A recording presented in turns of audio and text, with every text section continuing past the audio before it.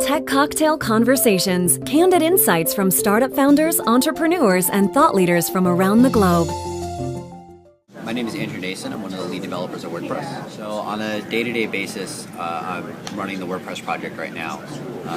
Primarily doing back-end development, quite a bit of front-end, a lot of administrative stuff to kind of run everything. We have somewhere around 200 something contributors every few months is about what the number we're looking at, scattered all throughout the world.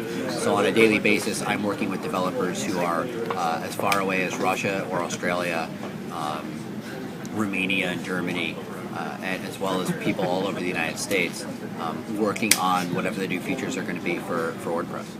It's a really fun challenge to try and cultivate and keep up with such a large community. We've really tried to grow year over year as much as possible, trying to improve a lot of our mentoring programs for working with new developers.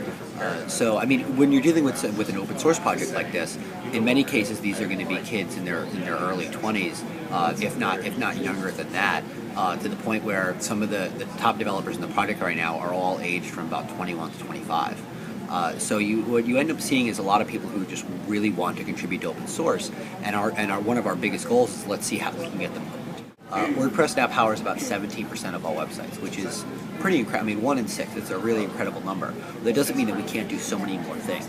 I think one of our next focuses, what I really want it to be, and what a few of us want it to be, is focusing on really making editing just shine, almost like a back to blocking type thing. But in many cases, like, there are a lot of things that we can do to really innovate on what we're doing with working with your content. So, I mean, we're talking about, HTML5 and the future of the web. This idea of, let's say, local storage for your drafts, or never being able to lose your post again, or how can we actually speed up the entire dashboard with application cache or things like that. We're really never afraid to continue to innovate. And a lot of the ways we're doing that is we're just applying progressive enhancement on pretty much everything that we're working on. So the new media library work that we're doing, it really sings in the modern browser. It's a really cool experience. It's great to use. It's great to use on a tablet. And so, I mean, we're definitely not afraid of innovation. We never want to really be caught flat-footed. That's one of the reasons why we're updating so quickly. If you think about like what version of Facebook you run, you don't really think about that at all. I mean, you're on version like 17 of their newsfeed at this point.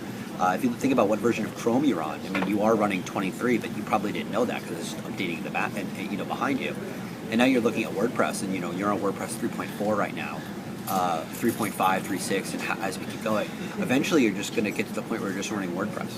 And that's really how fast we can innovate. Rather than just shipping new features every 3 to 4 months, we can just ship them right to your door, really, as we're working on them, which is, I think, the final goal there.